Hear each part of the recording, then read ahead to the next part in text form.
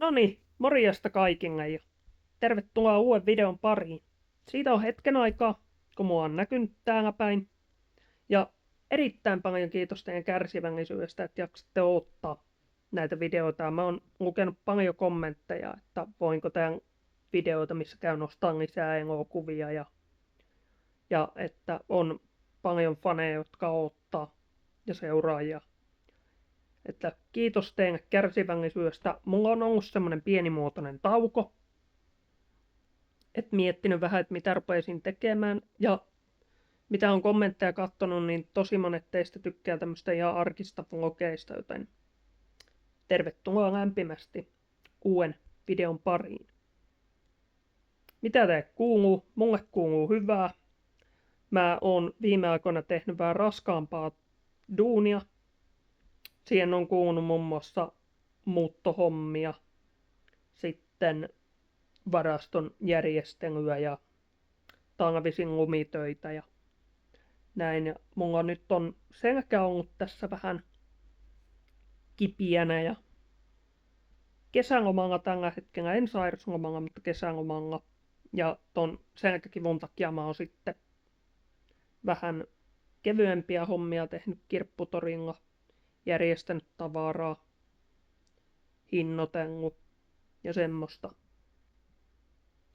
Ja tuli tossa joitain aikoja sitten käytyä kirpputorilla ja löydettyä sieltä sitten vähän pelejä ja elokuvia, niin ajattelin, että kun tämmöisiä leffafriikkejä varmaan löytyy täältä mun kanavalta, niin ja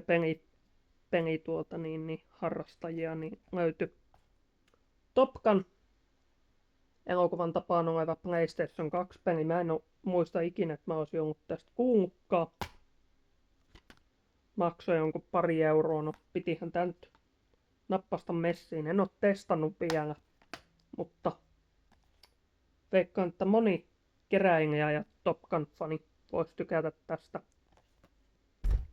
Sitten löytyi, ei kirpparilta, mutta internetistä, Naapuriskummittelija 2, mutta 1 löytyy. Mutta 2 mä oon etsinyt tosi pitkään. Täällä on levy ihan siistis kunnossa.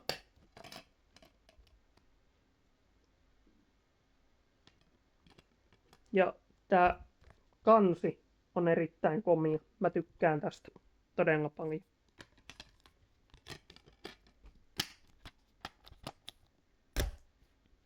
Sitten Scream 6 ja kävin kattoon tän itse elokuvateattereissa.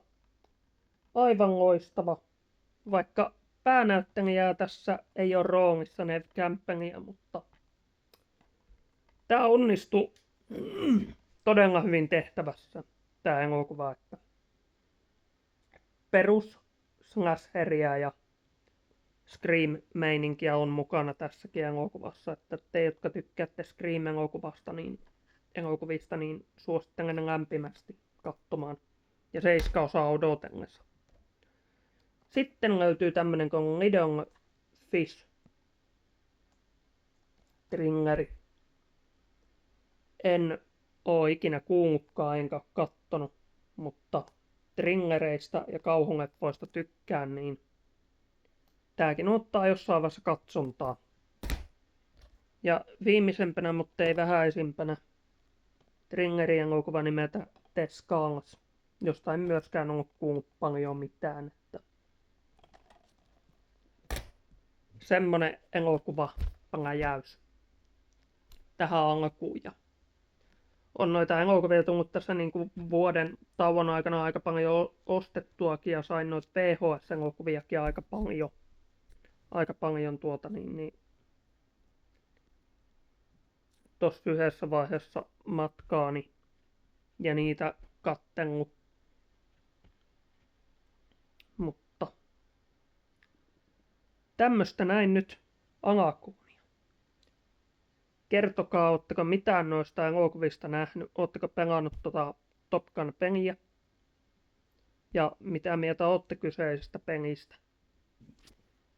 Pleikkari 2 on kuitenkin, se on ainakin omalla kohdalla semmonen nostalgia konsoli ja lapsuusmuisto. Ja siitä huomaa aika hyvin sen, että miten paljon pelit on kehittynyt vuosien varrella. Ja se on erittäin nostalgista laittaa Pleikkari 2 päälle ja lähteä pelaamaan.